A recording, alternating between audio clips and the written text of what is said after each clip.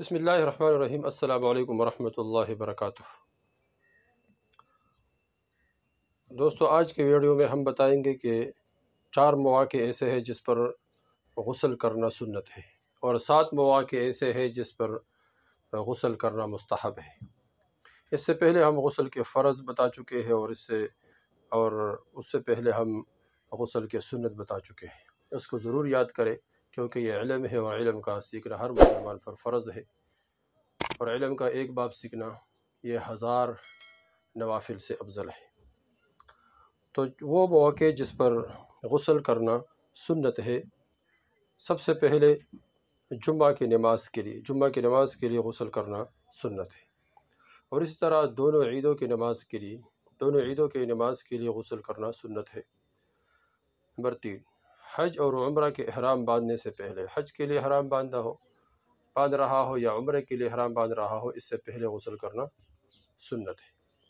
اس طرح عرفات میں وقوف کرنے کے لیے یا غسل کرنا یہ سنت ہے۔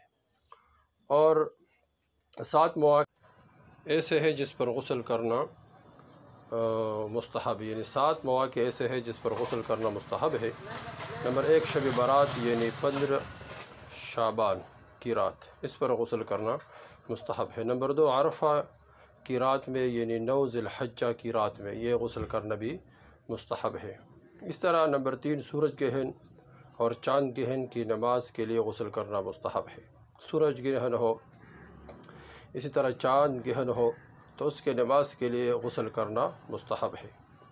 اور اسی طرح نمبر 4، نماز استسقاء کے لیے غسل کرنا مستحب ہے، یعنی جس طرح بارش بند ہو، بارش نہیں ہو رہی ہو تو تمام لوگ ایک میدان میں نکلتے ہیں، پھر دعا مانگتے ہیں۔ یہ مسنون طریقہ ہے، حضور صلی اللہ علیہ وسلم نے اس طریقے کو اختیار کیا، اس طرح صحابہ کرام رضی اللہ تعالیٰ عنہ بھی یہ طریقہ اختیار کر چکے ہیں، اور اس طرح عمر رضی اللہ تعالیٰ عنہ کے دور میں بھی یہ طریقہ تھا۔ عمر رضی اللہ تعالیٰ عنہ نے تمام لوگوں کو باہر نکالا تھا، اور تمام لوگوں نے دعا مانگی، نماز استسقاء ادا کی کہ اللہ جل جلالہ نے بارش برسائے۔ صحابہ کرام رضی اللہ عنہ فرماتے ہیں کہ حضور صلی اللہ علیہ وسلم نے اس طرح کیا۔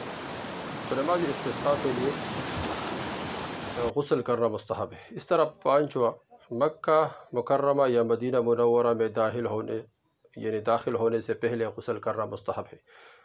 مکہ مکرمہ میں داخل ہو اس طرح، یا مدینہ میں داخل ہونے کی نیت جس آدمی نے کیا ہے، داخل ہو رہا ہے، تو اس سے پہلے غسل کرنا یہ مستحب ہے۔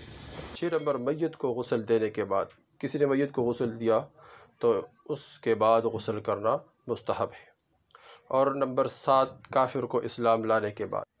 تو یہ 7 مواقع ایسے تھے جس پر غسل کرنا مستحب ہے۔